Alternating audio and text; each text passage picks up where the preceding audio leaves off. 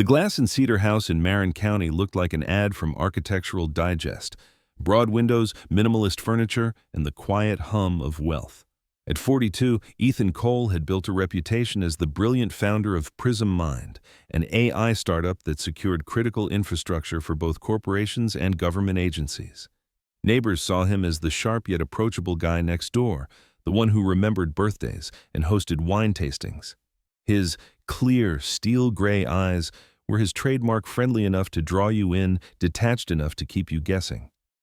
What nobody outside his inner circle knew was that Prism Mind wasn't just a company.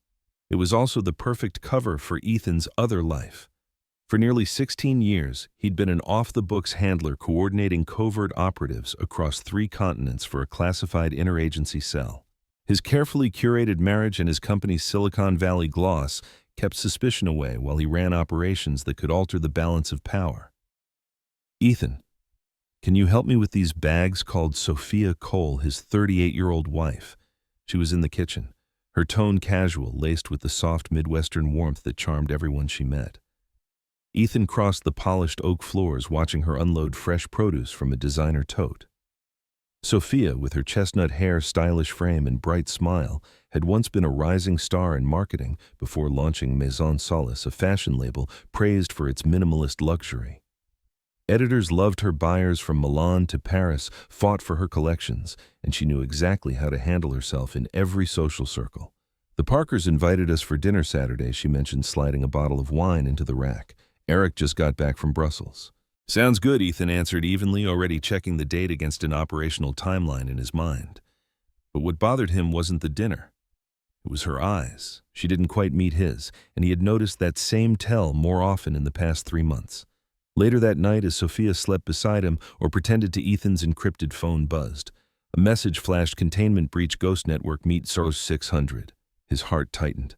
Ghost Network wasn't just another assignment. It was his most delicate system, deep cover sources interwoven across Europe, the Middle East, and South America.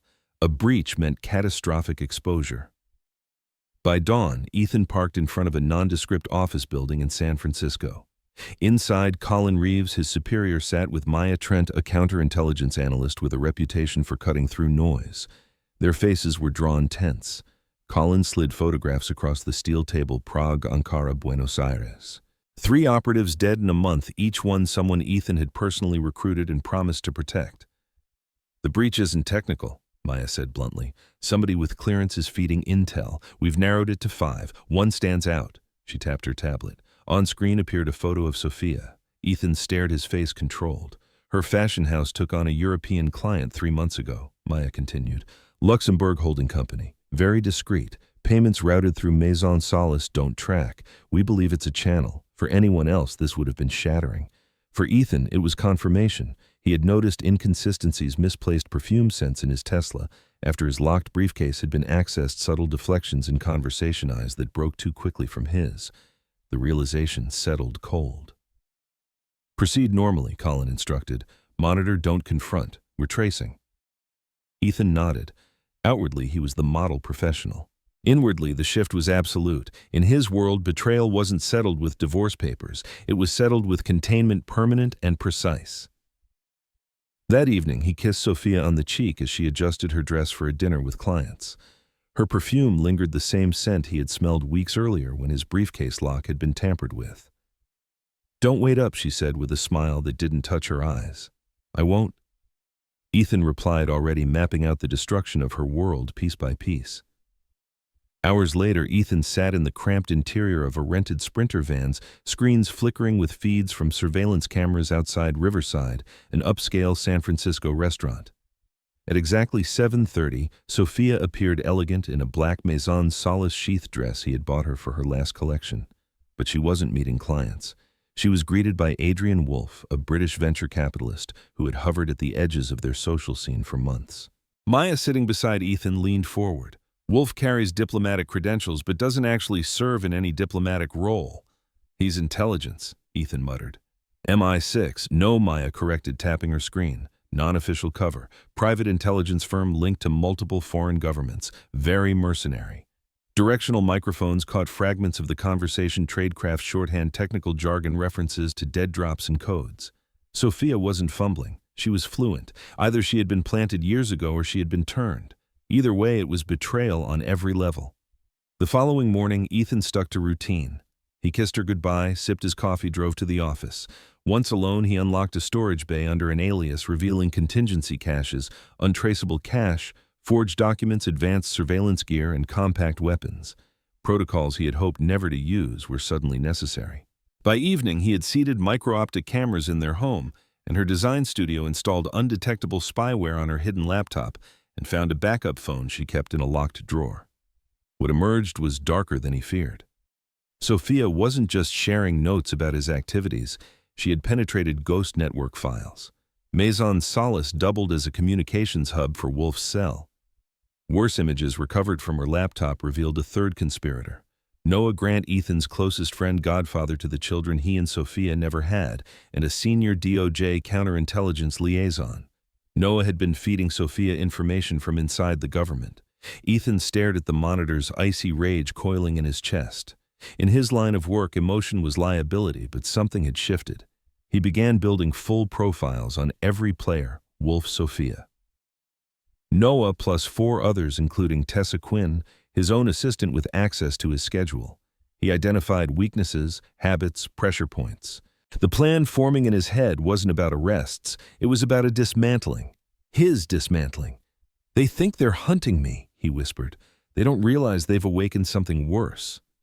Ethan knew patience. He once spent 3 years cultivating a source in Beijing. He could wait again. And as he began to trace their network, one conclusion crystallized: standard procedures wouldn't be enough. This required vengeance. For the next 6 weeks, Ethan lived in a performance so perfectly choreographed that not even the closest eyes around him could notice the cracks. To Sofia, he was still the husband, slightly more distracted than usual, his mind apparently buried in Prism Mind deadlines and venture capital meetings. He kissed her cheek every morning, sent her texts about dinner plans, and sat beside her at charity events. The model founder with the perfect designer wife.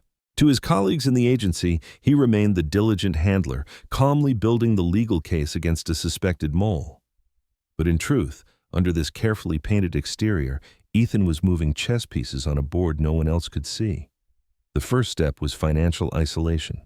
Wolf's operation thrived on liquidity, and Ethan knew that every intelligence group, official or private, lived and died by cash flow. Using a network of off-ledger contacts, hackers, forensic accountants, and disgruntled ex-bankers who owed him favors, began a campaign that looked like coincidence, but was anything but. In London, an anonymous tip landed on the desk of regulators exposing irregular trades at a hedge fund that quietly funded Wolf's projects.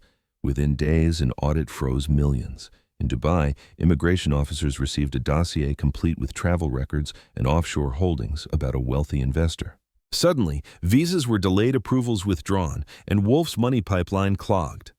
In Hong Kong, a shipping magnate saw his financial empire rattled when Ethan leaked internal emails hinting at bribery to journalists eager for a scandal. Wolf's burn rate skyrocketed. Within 3 weeks, his operational budget had contracted by over 60%. Agents whispered about pay being delayed, contractors walked away, and his backers began to grow impatient. Ethan knew the psychology pressure forces mistakes. He had no intention of simply waiting. He wanted Wolf desperate. At the same time, Ethan seeded subtle inconsistencies into the intelligence Sofia could access. A minor change in a code phrase, an altered date on an itinerary, a swapped encryption key, each insignificant on its own, but enough to trigger flags if cross-checked. And Noah Grant, with all his DOJ clearance, inevitably did cross-check. Questions began surfacing in Washington about anomalies, but none pointed toward Ethan. Instead, suspicions started to tilt toward Wolf's entire network.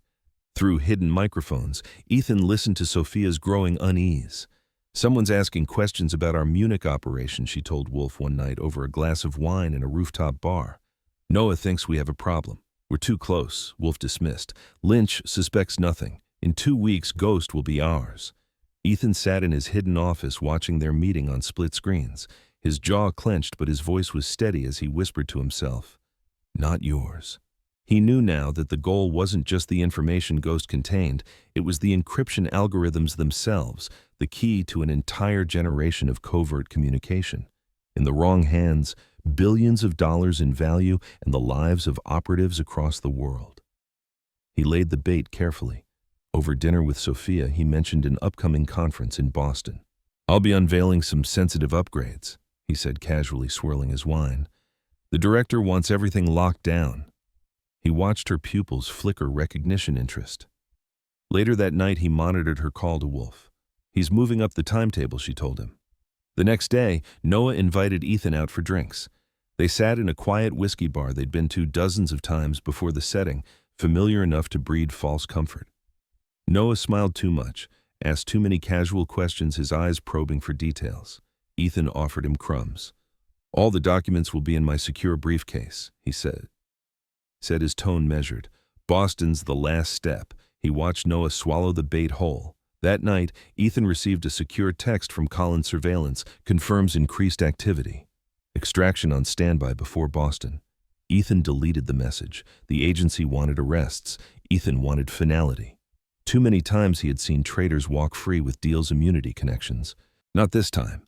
3 days before the summit, unusual financial movements appeared across Wolf's shell companies. Meanwhile, Sofia quietly packed items of sentimental value, moving jewelry and heirlooms into storage. It was the clearest tell of all she was preparing to run.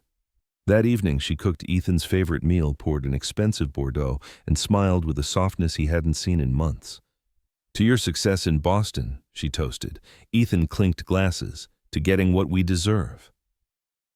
Later, as he expected, she slipped a sedative into his glass. He pretended to grow sluggish, muttering about a headache, then collapsed into bed, his breathing carefully slowed. Through half-closed eyes, he saw her glide from the room, unlock his briefcase with surprising skill, and photograph the carefully curated documents he had planted. He listened as she whispered into her hidden phone, "It's done. We move tomorrow." When she returned to bed, Ethan waited until her breathing was steady, then slipped away into his basement office. On his encrypted terminal, he typed 2 words, "Checkmate initiated." Adrian Wolf believed in pragmatism above all else. His penthouse high above San Francisco gleamed with art and glass, a sanctuary bought with other people's secrets. Now he stood at the window swirling a glass of scotch as he reviewed the photographs Sofia had provided. "These look legitimate," he asked Noah Grant, who lounged across from him with calculated arrogance. Noah lifted his whiskey lazily, his FBI badge glinting on the table. "Ethan doesn't deal in decoys. He's too precise. They're real." Still, Wolf's paranoia gnawed. In intelligence, paranoia wasn't weakness, it was survival. He studied Noah, recalling the day the American approached him 18 months earlier. Bureaucratic resentment and financial temptation had made Noah the perfect recruit. A man who had access to investigations, who could redirect attention with a single call.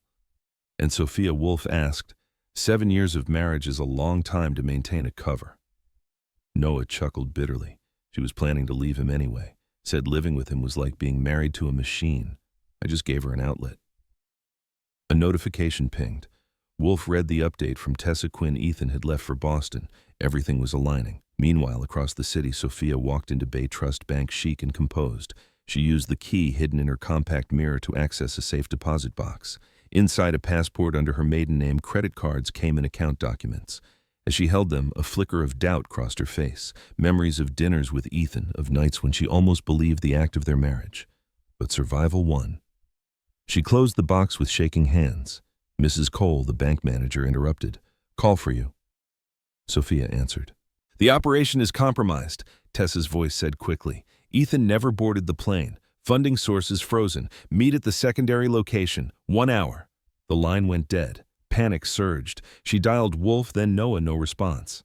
At Wolf's penthouse, he and Noah prepared to leave. "Agencies closing in," Wolf muttered. Noah paled. "How? We had it airtight." Wolf snapped, "Apparently not." Both men reached for weapons as the elevator light flickered. The feed showed an empty car ascending. The doors opened and a small metallic sphere rolled onto the marble floor. Smoke poured out thick and suffocating. Noah fired blindly. Wolf lunged for the exit, but paralysis swept their limbs. As they collapsed, a figure emerged in a gas mask. "Hello," Roman, Ethan's voice said calmly. "We have a lot to discuss." Across town, Sofia pulled up to the rendezvous point, an abandoned warehouse. It was empty. Her phone rang. "Where are you?" she demanded. "Hello, Audrey," Ethan's voice replied. Her blood ran cold. "I can explain." "You've always been excellent at explaining. Why you needed my briefcase, why you've been meeting Wolf. Want to try again?" You're wrong. I was undercover. Ask Brady. Brady doesn't know. That's the point of ghost ops, complete deniability. How long have you known long enough? Check the trunk of your car. She opened it, a burner phone, a Bluetooth earpiece, a note. Drive north. Come alone or they die. Hands trembling. Sofia drove onto the highway. I'm driving, she whispered into the earpiece. Good, Ethan replied. Let's talk about what you really want, not just the algorithms. The ghost network, she admitted. Wolf's clients want your operatives. They've been interfering with their business for years. Arms deals, financing. They're tired of it. By the time she reached the cabin, she found Wolf and Noah bound groggy. Ethan sat calmly in a chair, no weapon visible. Welcome to the family reunion, he said. Sit down. We have much to discuss. 7 years of marriage, Ethan thought, and I never knew she could pick a lock. Sofia stood tense, one hand near her concealed weapon. There's a lot we didn't know about each other, she answered carefully. Ethan gestured at Noah, who strained against his restraints. Didn't know my best friend was selling national secrets, or that my wife was helping. Noah tried to interrupt. Ethan, it's exactly what it looks like. Treason, betrayal, packaged with a personal touch. Sofia finally sat, eyes locked on him. What do you want? Wolf sneered, his British accent sharpened by stress. Fair question from the man dismantling my operation. Ethan turned his laptop to show surveillance photos, intercepted calls, financial transfers. I want you to explain why. Why does anyone do anything? Noah scoffed. Money, power. The agency buries us in bureaucracy. Wolf's clients understand value. Ethan leaned closer. And the operatives you got killed, were they acceptable collateral? Sofia's head snapped toward Wolf. What operatives? 3 from Ghost, Ethan said quietly. Prague, Ankara, Buenos Aires. You said no one would get hurt. She shouted at Wolf. Business necessities? Wolf shrugged. Leverage builds credibility. Ethan watched the realization hit her. Then he pressed a key. Screens lit up, showing live raids, federal agents searching Wolf's penthouse, FBI vehicles surrounding Maison Solace's office. Noah's family escorted from their home. What have you done? Noah demanded. I shared information. Ethan replied. Your office's home's associates are being processed right now. Assets frozen. Contacts arrested on 3 continents. Wolf smirked. Impressive theater, but we all know how it ends. I have diplomatic cover. Noah has FBI connections. Sofia will cut a deal. We'll serve time in minimum security, then walk free. You're wrong, Ethan said evenly. Because the recordings of you discussing those operatives' deaths, the details of arms shipments, copies are already en route to every intelligence service and every crime syndicate you've crossed, and they don't care about immunity. For the first time, Wolf's composure cracked. You wouldn't. 3 weeks ago, maybe not. After seeing my operatives in body bags? Absolutely. Sofia's voice trembled. And me? Am I on that list? That depends, Ethan replied. Inside these folders are signed confessions. Admit everything and they go to U.S. authorities only. Refuse and your names are sent globally. Noah scoffed. Confess without charges, no lawyer would. I'm not giving you legal advice. I'm giving you a choice: federal prison or something far worse. Minutes passed. Sofia broke first signing with shaking hands. Noah muttered curses but signed. Wolf stalled until Ethan checked his watch. 5 minutes left. Finally, he scribbled his name. Right then, the cabin door opened. Maya Trent entered with 2 federal agents. Ethan handed over the confessions. They admitted everything. The evidence teams already found corroborating files, Maya confirmed. She glared at Noah. The director wants to personally handle his processing. As agents led them out, Sofia paused. This isn't over. For you it is, Ethan said coldly. Once they were gone, Maya told him the agency needed him back for debriefing. Ethan shook his head. Not yet. One loose end. Maya's eyes narrowed. Official channels only. Of course, Ethan answered, a thin smile forming. As soon as he was alone, he opened a secure laptop and contacted the contractor. The packages are ready. Proceed. The man nodded. The confessions would go to official channels, but the recordings, those were going elsewhere, into the hands of rivals and enemies who dealt in permanent solutions. Justice in court was fine. But justice for Prague, Ankara, Buenos Aires, that required something else. Ethan poured a whiskey and waited for nightfall. 3 weeks after the arrests, Ethan Cole sat across from Director Peterson at agency headquarters in Langley, the kind of office that never appeared on building directories. Files stacked on the polished walnut desk carried the title, Wolf Conspiracy. Noah Grant is cooperating, Peterson explained.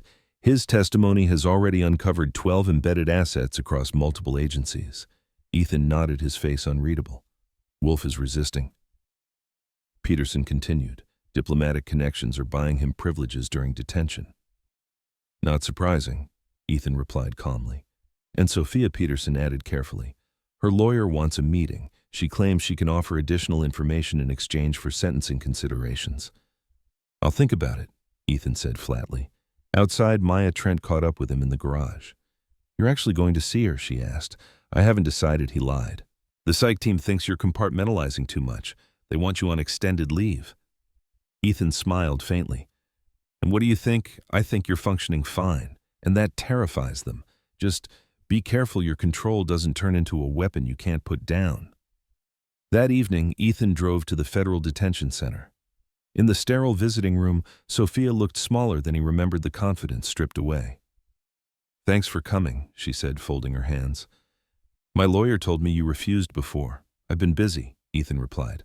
I have information. Names, contacts, operational details, and in exchange, reduced sentence, witness protection. But mostly I want you to understand what happened. Ethan studied her expression. For once it looked like regret. I'm listening. I was facing federal charges for financial misconduct before we met. Noah approached me, work with him, and the charges vanish. You weren't the original target. That came later. And you never came to me. By then I was compromised. He had evidence. And yes, part of it was money. Wolf promised enough for a fresh start, but I wasn't planning to run with him. I was going to disappear alone. Ethan raised a brow. Alone, I couldn't watch what they wanted to do to you. Not completely. What about the operatives who died? Ethan asked quietly. I didn't know, she said quickly. That was Wolf's call. When I found out, I threatened to leave. He told me it was too late. Her answers aligned with what Ethan had already seen. Then she dropped a new detail. There's a Swiss account. Wolf was terrified of it. I used it as insurance. Inside evidence against people even Wolf feared. Access codes are in a deposit box in Richmond under my mother's name. Ethan studied her carefully. Why give me this now? Because 3 people are dead because of me. Prison won't balance the scale. For a brief moment he saw the woman he thought he had married capable of remorse, but calculation still flickered. I'll look into it, he said, standing. Ethan, she called as he reached the door. There's more. Wolf's clients call themselves the Deadless Group. They've already replaced him, a woman named Eleanor Vance. She arrived in Washington last week. Ethan showed no reaction, but inside he filed the name away. Goodbye, Sofia. Outside he sat in his car processing. The Swiss account, Eleanor Vance, new leads. But more than that, he needed to look her in the eye one last time. He had seen regret, yes, but also the same instinct to survive, to leverage. His phone buzzed, package delivered in London, proceeding to Dubai and Hong Kong. He deleted the message. Packages weren't going to prosecutors. They were going to rival crime organizations with a vested interest in removing Wolf's backers. Roman Caldwell was already marked for death in custody. Noah's protection was eroding, and Sofia. She would face justice in court. Ethan had arranged that. By the time he boarded a private jet, the decision was clear. The agency thought he was taking leave. In reality, he was hunting Eleanor Vance and dismantling Deadless. He wasn't just a target anymore. He was the hunter. The courthouse in New Haven looked ordinary from the outside, red brick, white columns, the kind of building where custody disputes and zoning battles filled the docket. But on this particular winter morning, the room hummed with reporters, curious onlookers, and a handful of officials from agencies that never identified themselves. To the public, it was a restraining order, hearing filed by Sofia Cole against her estranged husband. To those who knew better, it was another front in a shadow war. Sofia entered wearing a tailored gray suit, prison guards flanking her. Despite her pending espionage trial, the court had granted this separate hearing. Her attorney, sharp-tongued Evelyn Marks, had spun a narrative of a woman trapped by an emotionally abusive genius who manipulated her into criminality. My client is a survivor. Evelyn declared to cameras in the hall. She deserves protection, not persecution. Inside, she whispered, "Remember the tears. Make them believe you feared him more than the law itself." When Judge Walter Friedman entered the room, hushed, he was known for his impatience with theatrics, but his reputation for fairness meant every word spoken mattered. Evelyn opened with a theatrical sigh. "Your Honor, this is not about espionage politics or international conspiracies. This is about a woman who lived for years under psychological domination, whose husband is incapable of empathy, and who now fears for her safety." Sofia took the stand. Her voice trembled, her eyes glistened. "He controlled everything. Where I went, who I spoke to. At first it seemed like love, like care, but then it was fear. He threatened people. He told me if I disobeyed, there would be consequences." She paused, letting the silence hang, then added softly, "I thought I was going to die in that house." Gasps rippled through the gallery. A few reporters scribbled furiously. Evelyn produced exhibits, fragments of emails where Ethan wrote in clipped, cold sentences, diary entries allegedly penned by Sofia describing loneliness and dread. A neighbor testified, "I never saw them fight, but sometimes she looked scared, like she wanted to run." A psychologist hired by Sofia's team explained that Ethan's lack of visible emotion suggested latent sociopathy, the kind found in highly functional but dangerous personalities. When it was Ethan's turn, his attorney, Marjorie Walsh, rose calmly. "Your Honor, my client is a decorated professional who reported national security concerns appropriately. These claims are not only false, they are tactical, meant to distort criminal proceedings already underway." Ethan took the stand. He sat composed, his voice steady. Evelyn pounced. "Mr. Cole, your wife describes living in terror of you, and yet here you sit, no expression, no emotion. Doesn't that prove her point that you are detached, cold, incapable of empathy?" Ethan's eyes met hers. "I believe in facts. Emotional displays don't serve the truth, so the truth is that you orchestrated her downfall out of revenge." Evelyn pushed. "Objection," Marjorie snapped. "Sustained," the judge said. Evelyn shifted.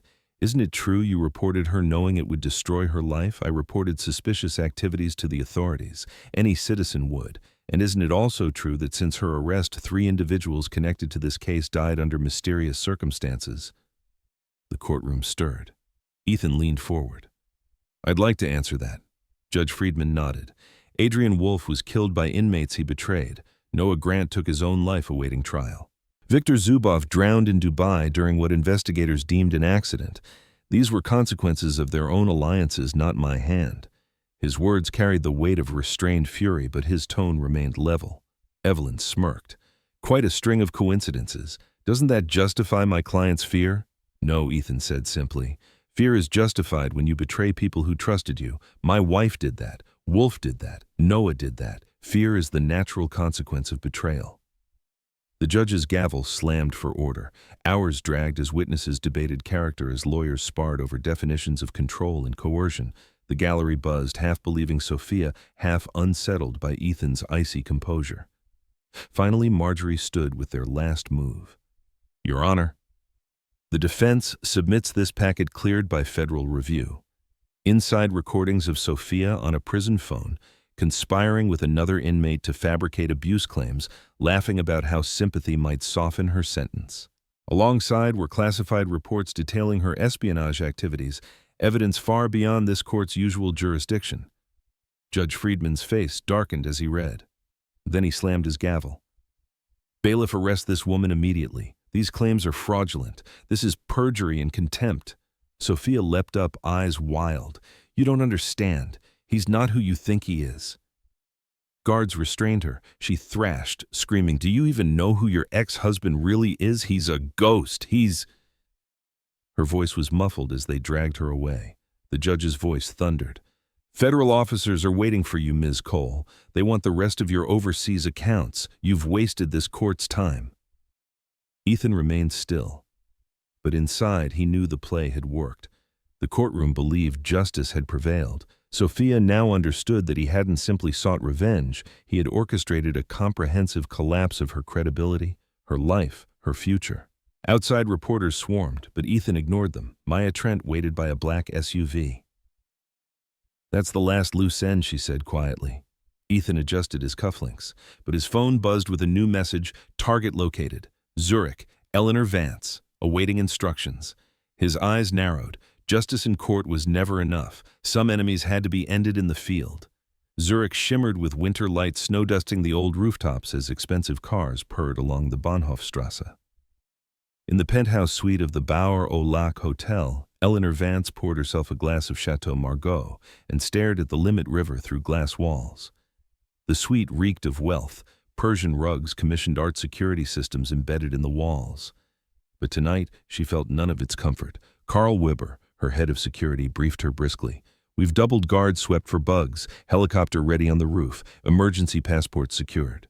Eleanor listened but kept scanning the skyline. What about Ethan Cole? No sign. Agency records show him on leave. Friends say he's traveling. He's vanished. She slammed her glass down, which means he's already here. For weeks, Ethan had dismantled her empire without touching her directly. Bank accounts frozen, business partners arrested on unrelated charges, allies turning away whispering about Shadowfall. That old operation had been her masterpiece and her curse. 3 German agents had died in accidents back then, but rumors never died. Ethan had fed those embers into fire. In a rented apartment across the city, Ethan studied walls papered with Eleanor's history, flights accounts, coded emails. The Berlin package documents linking her to Shadowfall had been delivered to German intelligence. Families of the dead agents now had closure and rage. Ethan needed no bullets. Truth was ammunition enough. Near midnight, Carl spotted movement on cameras, 3 black SUVs rolling up, men moving with precision. Possible Bundespolizei, he reported. Eleanor grabbed her go-bag. Service elevator, now. They descended into sterile corridors, but her phone buzzed. On screen, a grainy photo of her younger self with the 3 dead Germans, followed by the message in German, Justice remembers. Her legs faltered. It wasn't just Cole, her past had returned. Move, Carl urged, but in the garage they found a line of men in dark coats, badges flashing. At their center stood Howard Barnes, calm, authoritative. Ms. Vance, he said, Joint Task Force. We need to discuss Shadowfall. Carl's hand twitched toward his weapon, but Eleanor stopped him. Don't. It's over. Agents swarmed, weapons raised. Eleanor's defiance cracked for the first time in years. Her phone buzzed once more. Another message, Ghost Network sends regards. She closed her eyes. Cole wasn't coming for her directly. He had simply arranged the stage, then handed her to the very ghosts she had created. Miles away, Ethan sat before his encrypted feeds. He watched Eleanor escorted into custody, flanked by German and Swiss authorities. Barnes held the evidence he had leaked. The operation was finished, clean, official. Deadless was gone. But as the feed went dark, Ethan felt no triumph. He thought of the operatives who had died because of leaks of Sofia's betrayal of the life he could never return to. Vengeance had been precise, flawless, absolute. And yet the silence in his apartment felt heavier than victory. He closed his laptop, erasing every trace. Tomorrow he would put on the mask of a tech founder, again return to agency oversight, play the role. But deep inside, he knew the truth. Ethan Cole was no longer simply an operative. He had become something colder, a hunter who used truth and shadows as his weapons, and hunters like him never really retired. 6 months after Eleanor Vance's arrest, Ethan stood on the rooftop of Marina Bay Sands in Singapore, watching neon lights ripple across the water. His current assignment in Malaysia had expanded into rebuilding compromised networks. Beautiful view, said a familiar voice. He turned to see Howard Barnes, unexpected but unsurprising. The president was briefed on your results, Barnes said. Impressive work. Ethan nodded. Barnes studied him, noting subtle changes, deeper lines around the eyes, a constant vigilance. The Deadless trials start next week. Eleanor negotiated limited immunity for information on government penetrations. Sofia's sentencing is also scheduled, minimum security, potential early release. Ethan's face didn't move. Barnes continued. PsychEval recommends you return to HQ, training administration. They don't trust you in the field after what happened. Ethan's voice was quiet. And you? Barnes paused. You're the most effective operative I've ever seen. But you've changed in ways they can't quantify. The line between justice and vengeance, it matters. Cross it too far and you're a liability. Ethan stayed silent, eyes on the skyline. Barnes produced a secure tablet. That's why I'm here. Not to sideline you, to warn you. Something new is rising from Daedalus's ashes. They call themselves Icarus. Operations already spotted in Eastern Europe, Southeast Asia, and the Gulf, led by Malcolm Reed, ex-MI6 Eleanor's old mentor. Specialized in deep cover before going private, the agency wants him profiled and dismantled. Officially, by the book, no vendettas. Ethan studied the photos, committing Reed's face to memory. Barnes laid out conditions: 30 days mandatory leave, site clearance, then operations. No off-books crusades this time, Barnes said firmly. Ethan understood. The agency needed proof he could draw the line. Days later, Ethan retreated to a remote lake cabin in Maine.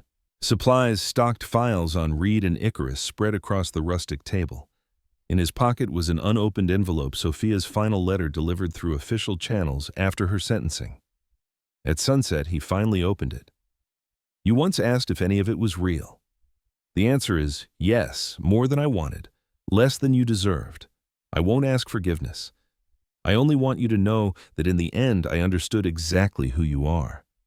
And I hope someday you find peace with that knowledge too. Ethan read it twice, then tore it into pieces, letting them scatter across the dark water. Inside, he returned to the files. Photos, reports, diagrams of Icarus. Malcolm Reed's eyes stared from surveillance shots, cold and calculating. Ethan began mapping connections, vulnerabilities, leverage points. He would follow every protocol, every documented step, proof he could separate duty from vendetta. But deep inside, he knew the truth.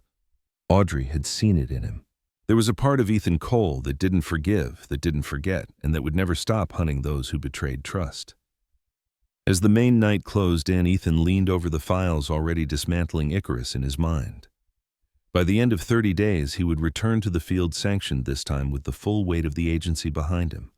But the promise he made silently to himself wasn't for the agency. It was for the operatives who died in Prague, Ankara, and Buenos Aires.